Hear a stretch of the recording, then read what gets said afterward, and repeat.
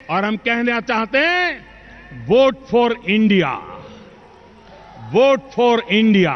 नमस्कार दोस्तों, ये पीएम मोदी का कुछ सालों पुराना वीडियो है जिसमें वो कहते हैं वोट फॉर इंडिया, जिसमें वो भ्रष्टाचार, महंगाई, कुशासन और वंशवाद से मुक्ति के लिए वोट फॉर इंडिया की बात कर रहे हैं। वहीं दूसरी ओर पीएम मोदी विपक्ष पर तंज कसते कसते कह देते हैं कि इंडिया या इंडियन लगा लेने से कोई भारतीय नहीं होता।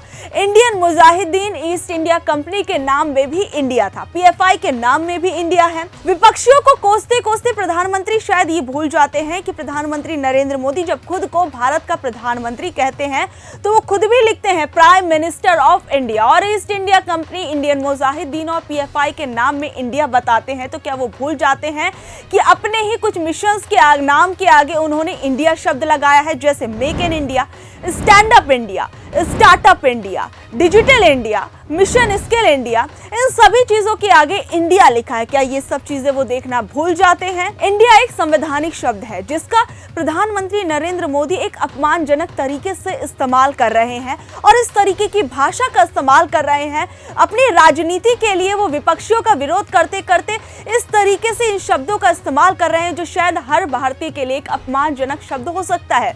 विपक्ष से विरोध का मतभेद हो सकता है, लेकिन विपक्षी मतभेद में इस प्रकार की चीजें करना, इस प्रकार के शब्दों का इस्तेमाल करना कहां तक जायज है? सियासत के चक्कर में अब इंडिया को भी क्या पीएम मोदी नकार देंगे?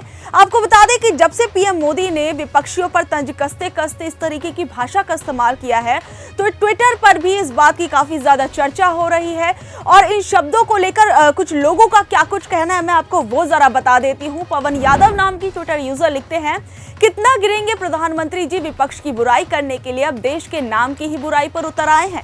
अपने पद की गरिमा को शर्मसार कर दिया और हमारे महान देश जिसको हम गर्व से इंडिया भी कहते हैं उसी को बदनाम कर दिया। क्या इस बयान के लिए मोदी जी पर देशद्रोह का मुकदमा नहीं चलना चाहिए?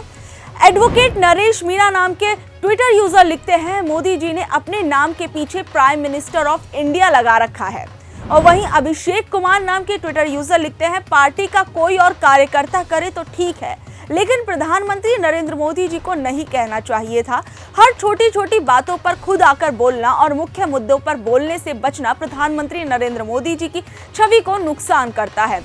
डॉक्टर सत्येंद्र सिंह नाम के ट्विटर यूजर लिखते हैं, वी आर प्राउड इंडियन। इतने बड़े पद पर रहते हुए भाषा का स्तर इतना नीचे भी नहीं गिरना चाहिए। पंकज कुमार राय नाम के ट्विटर यूजर लिखते हैं, अगर राहुल गांधी ये कहने पर 2 साल की सजा पा लेते हैं सारे मोदी चोर हैं, तो जो बोल रहे हैं इंडिया का नाम की तुलना एक आतंकवादी संगठन से और दूसरा एक ब्रिटिश की कंपनी से तुलना कर रहे हैं, तो इनको भी जरूर सजा मिलनी चाहिए। यही लोकतंत्र है, ना कि सिर्फ विपक्ष पर दमन एवं पीड़ा उत्पीड़न देना। वहीं शिवम वर्मा नाम के एक ट्विटर यूजर लिखते हैं, दिमागी कमजोरी के कारण कुछ भी बोल दे रहे हैं। इन्हीं का एक डायलॉग याद आ रहा है, दिल से कभी माफ नहीं कर पाऊंगा।